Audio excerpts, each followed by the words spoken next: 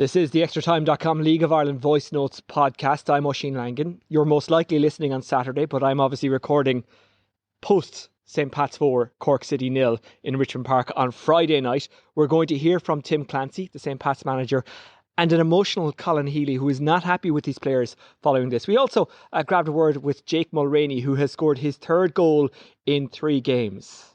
Looking around the other fixtures, a bit of a shock up in the Brandywell, the Ryan McBride Brandywell. Drogheda beating Derry City by 1-0 despite losing a man through a red card early in that game. They also lost their manager, Kevin Doherty. Gareth McGlynn, formerly of Derry City, will talk to us about that. Dundalk beaten 2-1 at home by Sligo Rovers. Both John Flanagan and Mark Rossiter will give us their thoughts on that game. UCD drawing 0-0 with Shelbourne. That's a really good result for the students, picking up a point against Shells. While some would say the big one tonight, last night as you listen, and they're probably right, was Bows against Shamrock Rovers. Shamrock Rovers winning by 2-0. Normal service has been resumed by the Hoops, who get their second victory in a row. Of course, they're up against UCD on Monday night. We're going to hear from Dinny Corcoran about that game, the former Bohemians player. In fact, let's join Dinny now. Dinny, you watched it from the comfort of home. Talk to me first about the Virgin Media production. How did that go? Because that was as much a talking point in the lead-in to the game as the game itself. Yeah, I think the production went well. Credit to Virgin. They had a good build-up for the game. I saw a lot of interviews during the week and advertisement for the game. So, yeah, I think the production went well. Okay, well, let's move off our expert topic of TV production and onto the game itself. 2-0 Rovers won. The goals coming from Ferrugia and Gaffney. Were they deserving winners? Yeah, it was quite a tense affair, like most of the Dublin derbies. Bows came out and bossed possession for the first 20 minutes, made it very difficult for Rovers. Rovers didn't have much of the ball at all. And like I said, Bows had a couple of chances. They could have put one away. But like I said, after their 25-minute spell, Rovers kept possession well. Burke and Gaffney were a handful up top. And Bows just couldn't get a grasp of the game then for the whole second half. And I think Rovers were very comfortable. They had a lot of the ball, and when Bows did have the ball, they were giving it back to them. They were very ineffective. So very comfortable for Rovers in the end. Obviously, Bows would be very disappointed with tonight's result and performance. But I mean, I think if you had offered them this start before the season, 6 wins out of 8, they would have bit your hand off. So I think overall they can be happy, but tonight will hurt. Like I said, if they would have took one of the early chances, it was a different game. But unfortunately, they didn't. But they haven't got much time to dwell on it now. They've Derry away on Monday, which is another massive challenge. That'll be another good indication of kind of where they stand against the 2 top teams in the country. But like I said, they've had a great start. There's no reason to get too down about tonight, and hopefully they can then pick up a result now on Monday. What about Shamrock Rovers? How up can they get about tonight, if that makes sense? How good were they? Did they look in control? Did they look back to their best or close to it? Yeah, to be fair, Rovers looked very good tonight. I haven't watched much of them this season, to be honest, but I heard that they had a few good performances where they should have won, but they ended up with a draw. So there's no doubt they'll be up thereabouts towards the end of the season. They looked very good tonight. Daily Mount's always a tough place to go, but they were comfortable there. Obviously, they've got a lot of quality in their team. They'll be happy with the clean sheet tonight. They defended quite well. So, I think Rovers will only improve as the season goes on. And like I said, they'll be right thereabouts.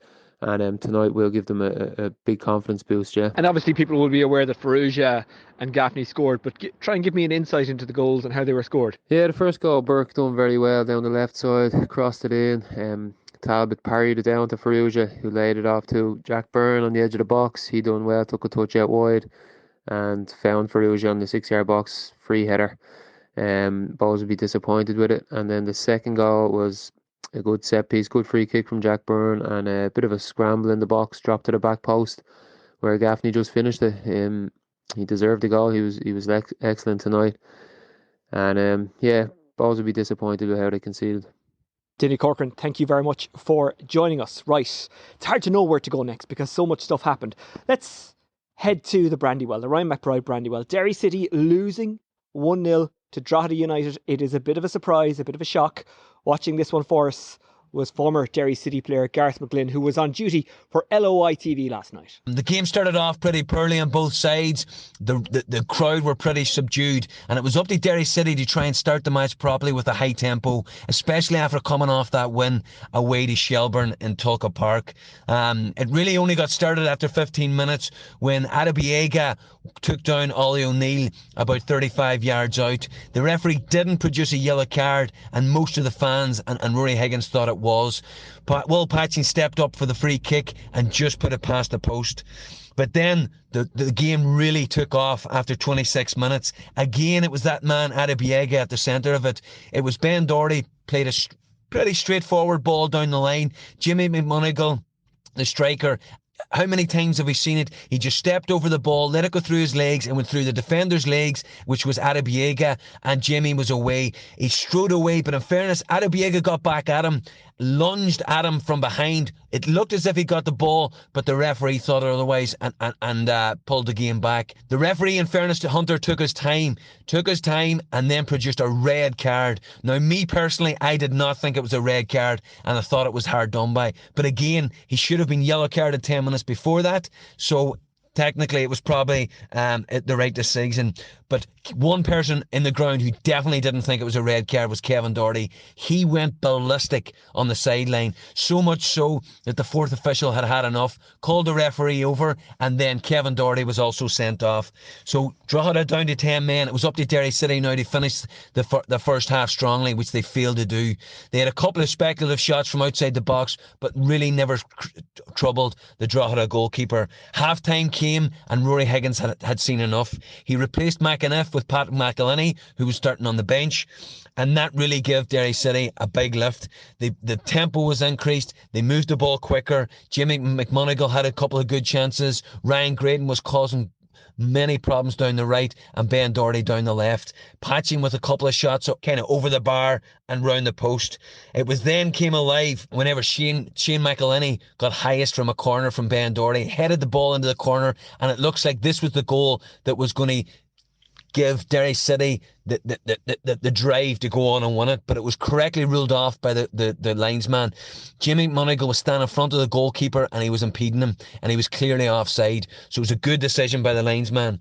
5 minutes later, Jamie himself had the ball in the net after a great flick by Cian Cavan, the substitute, but again it was correctly ruled offside. It all changed then on the 67th minute when McJanet took down Draper, who, by the way, an 18-year-old striker for Drogheda, was absolutely exceptional on the night. So McJanet, having taken Draper down in the first half, was shown his second yellow card, and that was him off the pitch. So it was now 10 against 10, and what a miss he will be for Monday night's game against Bohemians for Derry City. Again, 10 on 10, Drogheda smelt something from the game. They then changed tactics. In fairness to Kevin, he wasn't on the sideline, but he made a couple of changes which really gave them the push.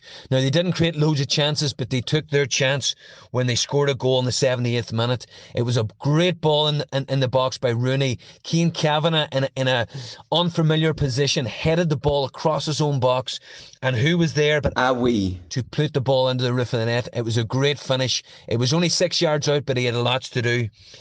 And to be honest with you, I thought Derry City, the crowd were going to get behind them, but fair play to Drogheda. They contained them, and it finished the match 1-0. A special mention to Heaney, who played exceptional for Drogheda. He started in the middle of the park, went to right back, and played really well. Him, Draper and Deegan were the standout players for Drogheda.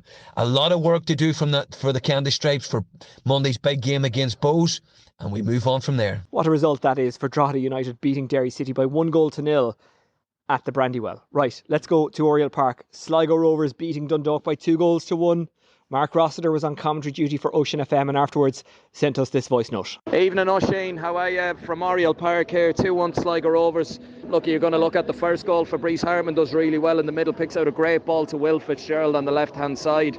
Thought he was going to shoot, he didn't, pulled it across the face of the goal to Max Mada and scores. You know, you probably look at Lee, probably should have tucked in at the back stick a little bit more, but not so much. But just before half-time, Tulloch does wonderfully well. Diagonal ball over the top, does really well. The way he turns Levac, oh my God, it's unbelievable. Manages to win a penalty. I think it's off John Mann. Not convinced it was a pen, but I haven't seen a replay.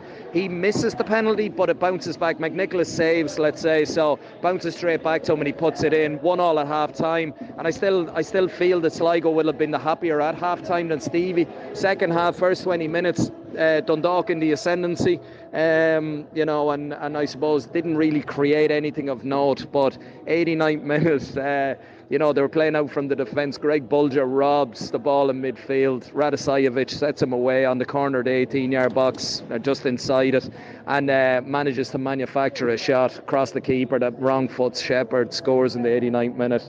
3 points going back to the showgrounds. Yeah, good game, not a lot in it. And I suppose, look, at a draw probably would have been a fair result, but Sligo obviously delighted with the 3 points. Mark Rossiter there. Now, John Flanagan, the ex-Dundalk captain, was also there. He was on LOI TV/LMFM duty. And I thought, you know what? It's good to get the two views from this game. So we've heard from Mark. Let's hear now from John Flanagan. Very, very disappointing from a Dundalk perspective to cough up a winning goal for Sligo in the 89th minute. A goal of their own making, really. They coughed up possession just outside their box, and Sligo pounced and finished it really, really well with Radasajevic. But it was a very, very entertaining game, very open game. Sligo went ahead with a well-crafted goal. Will Fitzgerald breaking in the left, drilled the cross-come shot from Max Mata to tap in at the back post. Continue his rich goal-scoring vein of form. Then Dundalk with an outrageous bit of skill by Rayan Tulloch, who won a penalty, dusted himself down and scored the penalty in the second attempt.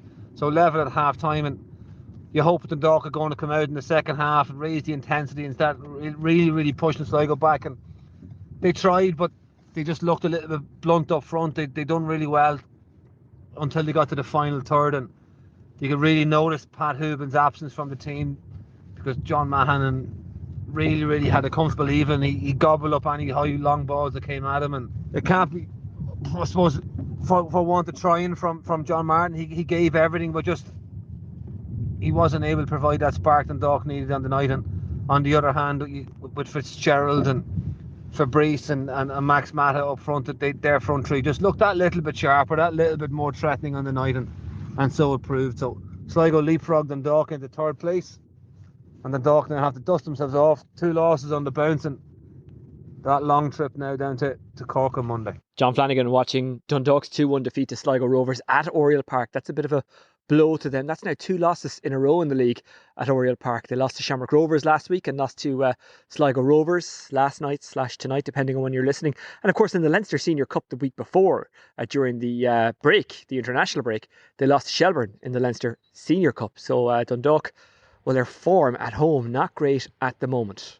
I'm coming to you from Richmond Park, where St. Pat's had a 4-0 victory against Cork City. Colin Healy, the Cork City manager, not a man who's prone to emotional outbursts, was not happy after the game. We caught up with him. These are his thoughts. Not good enough. I didn't think in the first half they get a soft goal. Bad defending by us. We stopped the cross. We had the better chances in the first half, I thought. We had Danny at the back post with the header. Thought he should have done, and obviously with Keats. But in the second half, we didn't turn up. Yeah, it's.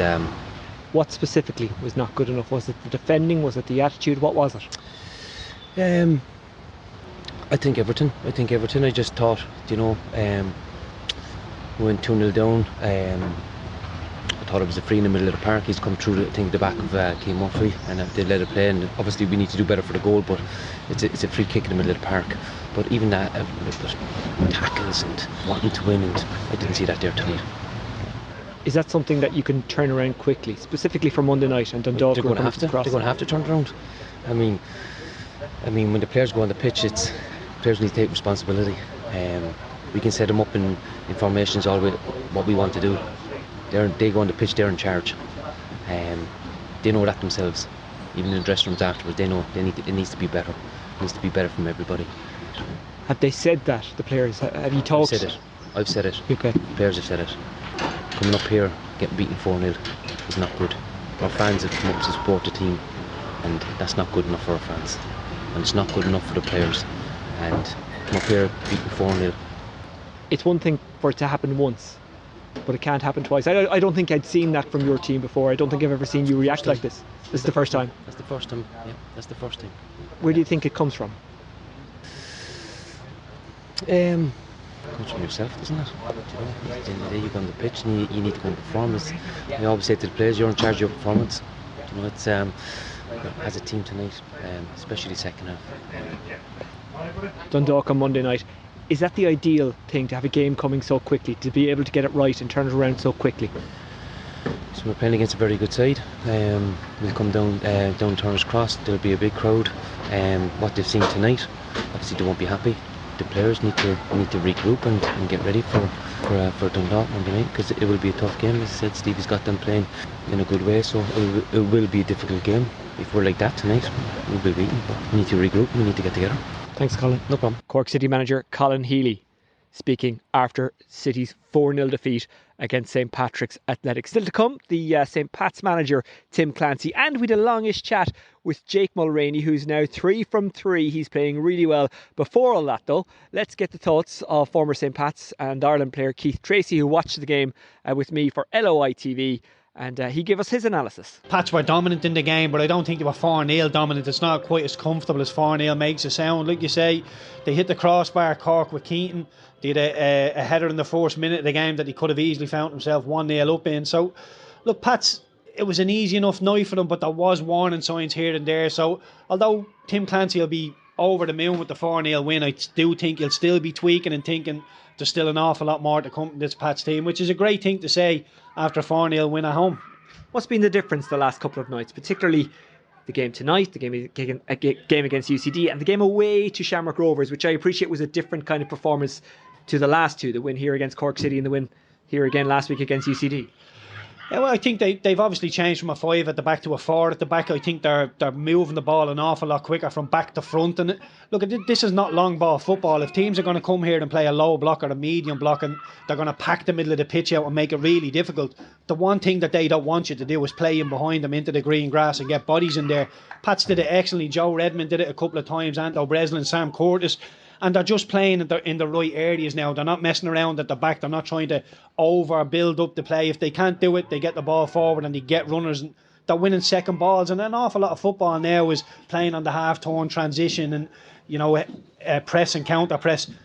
If a team is like Cork is coming to press you and you're kicking the ball down the channel, 70 yards down the channel, it's impossible to press, so they can never get set.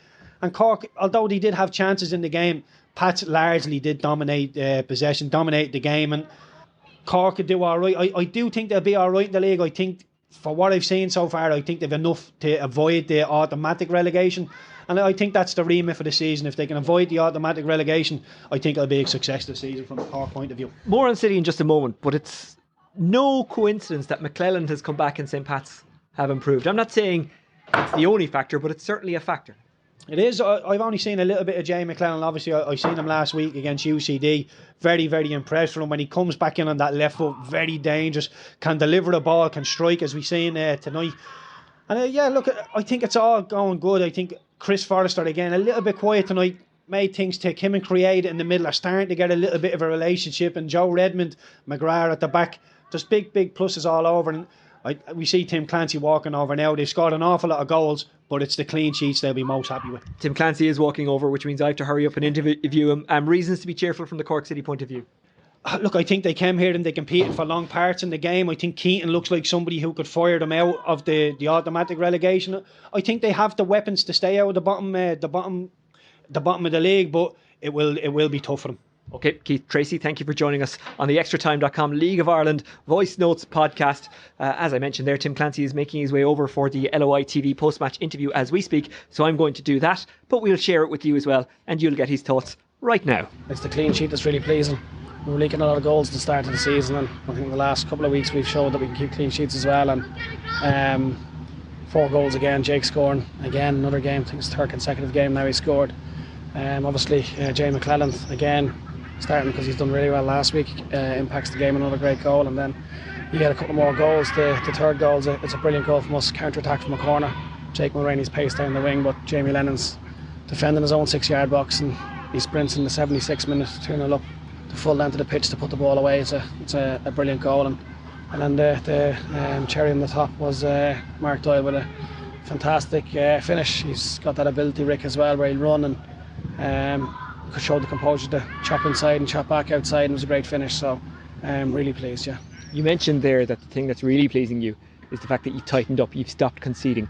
What have you done to make that happen? We've analysed obviously what we're doing, and what the goals we were conceding were sloppy, and there's probably individual errors. Listen, tonight we switch off for a long throw, which we spoke about, especially on the right hand side of the pitch, if to do things quickly. And Rory Keaton stands a great ball up, and I think the left winger come in and has a good header, and Dean makes a great save, and that's at 0-0, so it was an important save in the game. And then at 1-1, a long ball over the top, which we spoke about as well. We got our distances wrong between the two centre halves, and Rory Keaton was very unlucky not to score. So there's still chances we've given up that we're not happy about, but in general play, I think that was probably all they really had the whole game. 3 games with 3 good performances in a row, the 2 all away to Shamrock Rovers, the win against UCD, the win against St. Pat's. Have you upped the pace a bit? Has Jake maybe gone wider? Has that been a big part of the improvement? No, listen, we had a good start to the season with a draw here against Derry and a win against Shells, and then we had a disastrous 7 days, which we knew ourselves wasn't good enough, and we needed a big performance out in Tallaght. I thought we felt we created a lot of chances, especially first half, and we were warranted the 2 all draw out there, at least the draw. And then we brought that into the UCD game at home, where we could score goals and keep clean sheets, and this we've taken it into tonight as well. So it's just important now that we prepare for Monday. Obviously a brilliant performance from Drogheda up in Derry, especially down to 10 men for 75 minutes. And they've taken points off Shamrock Rovers at home this season as well. So Kev's had a brilliant start up there. They're a very good team, and it's going to be a big ask up there on Monday, but it's one that we've a good record against Drogheda in the last 12 months or so since I've been here, so it's another game we're looking to try and win. Has the atmosphere lifted around the place given the great performances you've put in recent weeks? Yeah, that's going to listen to the results and the performances and scoring goals and winning games will obviously lift it a little bit. Again, you can see there's another sellout. The fans are singing for 90 minutes.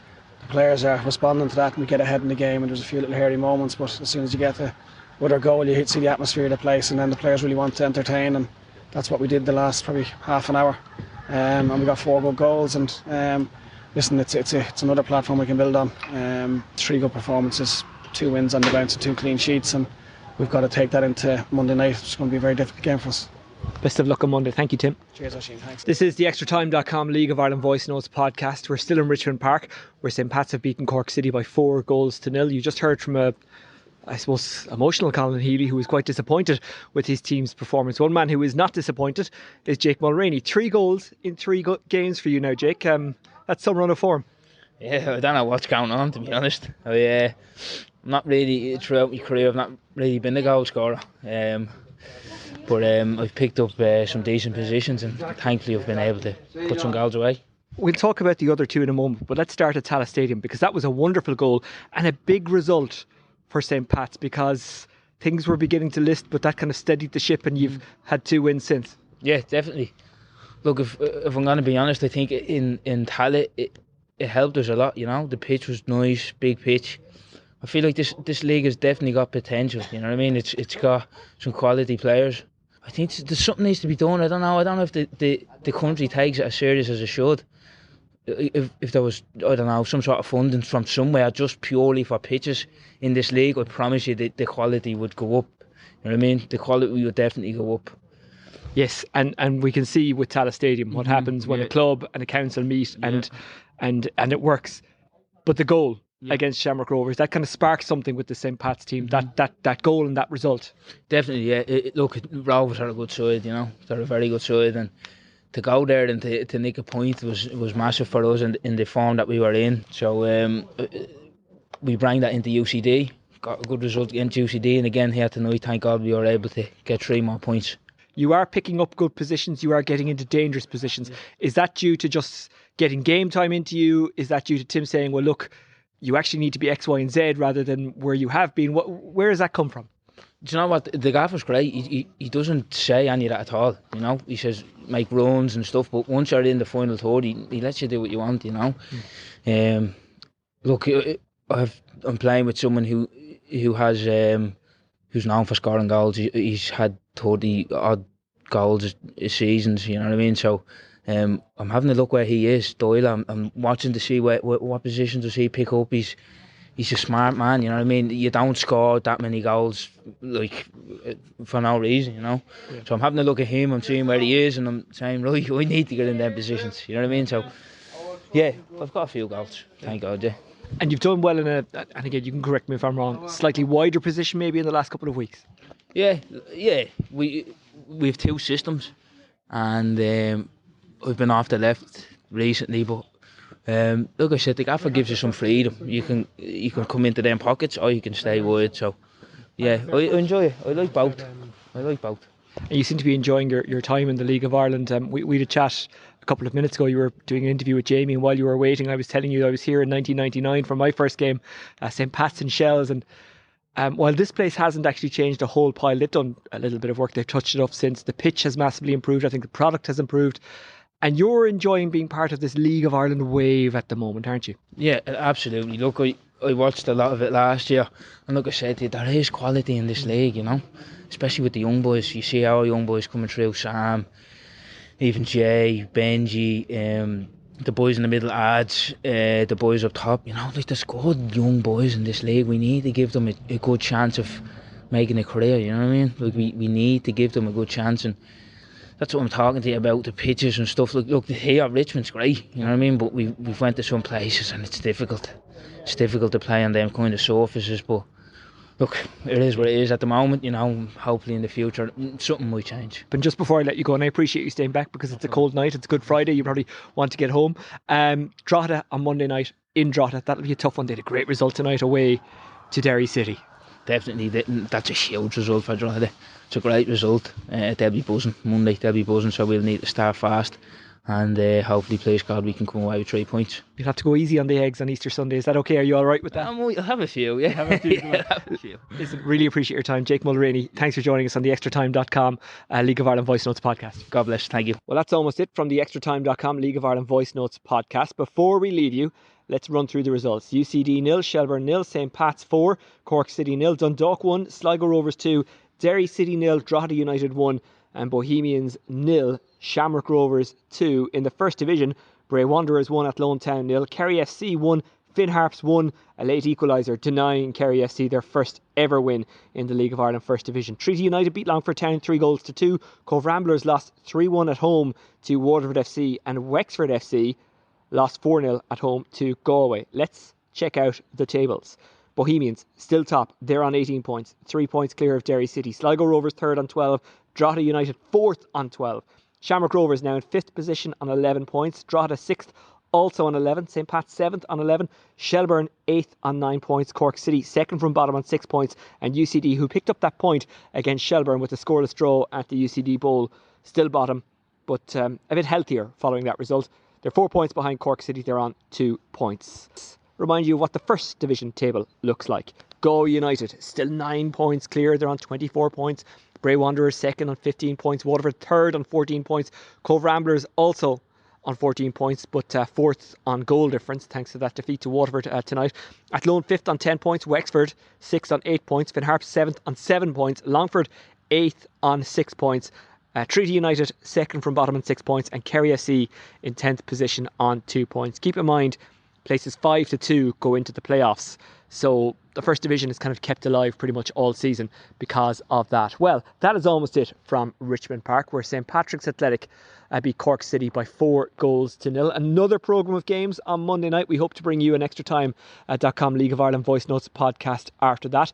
If not, Luke Jordan will be back with his podcast in or around Wednesday or Thursday. And don't forget, there's lots of great League of Ireland content on the website extratime.com. If you want to have a chat with me and give us feedback, good, bad or indifferent, you can do so via Twitter at Oisin Langan. For myself and all the team, enjoy the rest of your Easter bank holiday weekend.